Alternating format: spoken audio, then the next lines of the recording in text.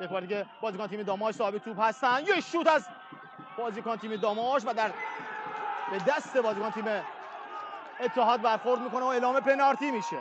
یک کارت زرد و حالا داور اینجا میده به بازیکن تیم اتحاد. داماشی از این توپ چگونه استفاده خواهند کرد؟